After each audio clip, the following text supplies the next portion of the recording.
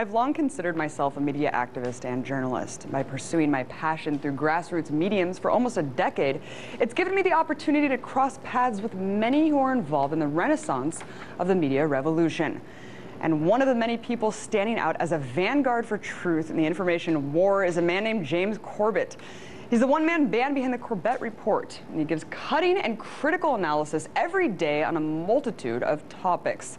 So to talk about everything from the American education system to the Middle East, I'm joined now by James Corbett, editor, webmaster, writer, producer, and host of the Corbett Report. James, thank you so much for coming on. So I wanted to start off by asking you about the Trivium method, which is something that I know that you practice. Can you talk about what the Trivium is and why it's so important to learn? And also, I mean, the Trivium, it's something that we don't learn in our education system, and I think we're intentionally dumbed down and not taught critical thinking and logic, but I just wanted to get your take.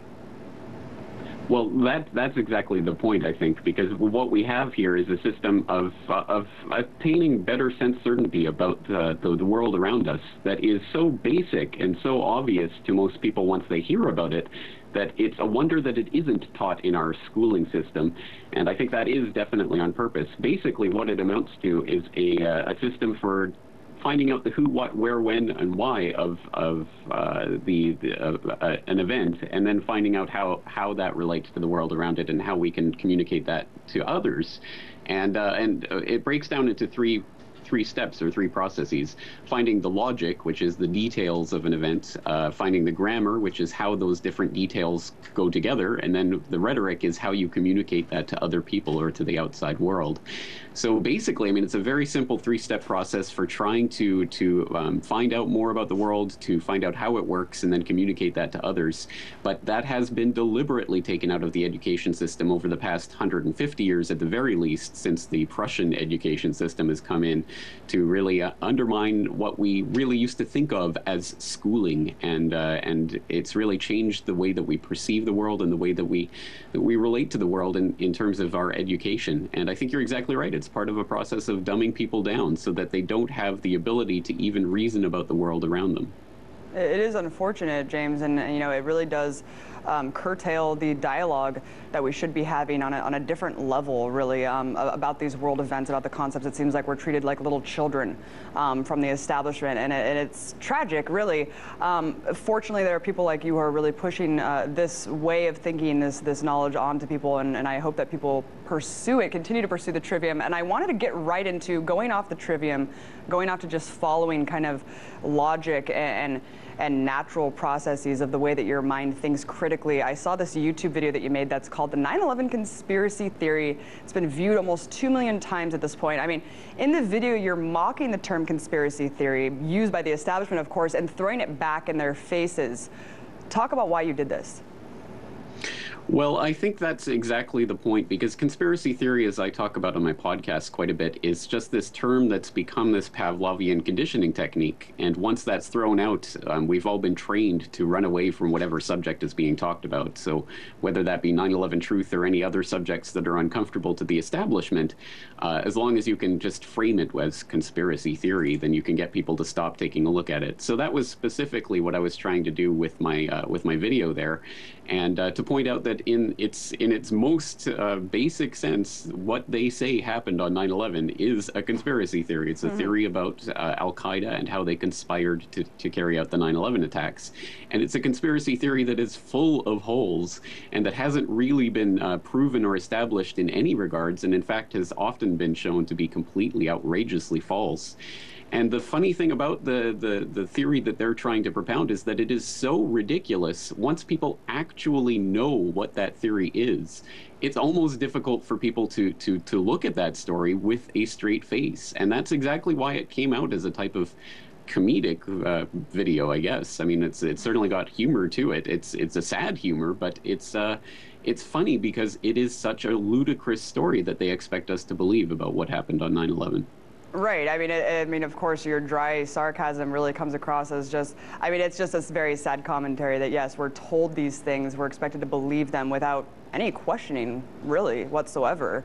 And, you know, even Bush and Cheney testifying together. I mean, there's so many things that you can go off of with everything before 9/11, during the commission report, and the cover-up, the subsequent cover-up. Let's talk about false flags, though, which is something that you also speak to quite a bit.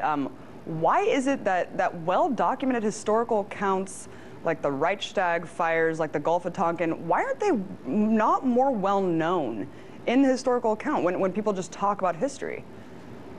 Well, precisely because that's the type of history that's dangerous for people to know about on a wide scale. And this is, again, exactly the type of thing that's deliberately kept out of the education system, so that people are meant to sit there in history class mindlessly absorbing names and dates and faces and trying to memorize them for tests, instead of learning some of the actual history that is just absolutely astounding. And I don't know about other people out there, but when I started to find this out for myself, obviously long after I'd left the public education system, I was absolutely floored by some of the things that I encountered. For example, the Gulf of Tonkin and other now admitted staged terrorist attacks. And this is, again, the type of thing that in certain circles is openly talked about, in circles that kind of go beyond what is presented in most of the mainstream media. So that, for example, recently on my podcast, I was highlighting how Zbigniew Brzezinski, Jimmy Carter's former national security advisor, openly talks about things like false flag terrorist attacks. And in fact, he was warning the Senate Armed Services Committee back in 2007 about a possible staged terrorist attack to lead us to war with Iran. So this is the type of thing that's openly discussed in certain circles, but if you bring it up in mainstream dialogue, again, it's branded with this conspiracy theorist label. So once again, it's just a question of finding out about the real documentable, verifiable history of this technique and how it's been used in the past. And how unfortunate is it that, decades later, of course, we find out the stuff about the Gulf of Tonkin, and it's like, well, that was so long ago. I mean, who cares? It's just kind of brushed under the rug. And even the JFK assassination, I mean, there's so many things that we don't know about yet. RFK Jr. just came out and said he doesn't believe the official narrative. He thinks that it's completely impossible. In fact, his whole family thinks the Warren Commission is, quote, shoddy workmanship. I mean, these are things that, unfortunately, the truth ekes out so long after the events that it's just so unfortunate, James, and yes, we should be talking about and addressing the glaring reality of these things right now. But let's talk about alternative media. You've said yourself there are two types of alternative media. There's the establishment alternative media, and then there's kind of the other alternative media. How do you differentiate between them? Well, the establishment alternative media is a media that is demonstrably quite a bit better than the mainstream media, the establishment media per se, but is ultimately funded by a lot of the same players behind the scenes. And it goes back to I think basing being one of the key sources. And when you have some of these robber baron type family trusts that have been set up to basically direct society in certain ways, when you have them funding some of these so-called alternative media outlets, you start to encounter a lot of problems with certain coverage and certain places that these outlets won't go to. For example, 9/11 Truth. So for example, my colleague Sibel Edmonds of BoilingFrogsPost.com has written extensively about this on her website, and about some of the ways that she has attempted to resist all of this and has refused to take any foundation funding or allow any of that, because as she puts it, basically as soon as you start allowing foundation funding through your website or through the media portal or whatever it may be that you're running, they immediately demand to create a board of directors and to put certain people on that board to influence the decisions of what happens on that media platform from then on, et cetera, et cetera. And as she points out, she's seen it happen so many times, time and again, with the various organizations that she's been involved with, that she definitely doesn't want that to happen to her website or what's going on.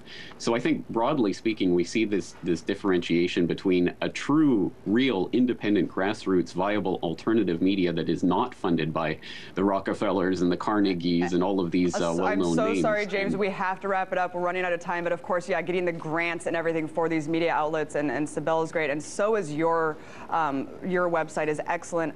James Corbett from the Corbett Report. Really appreciate your time. Awesome to have you on. Thank you, Abby.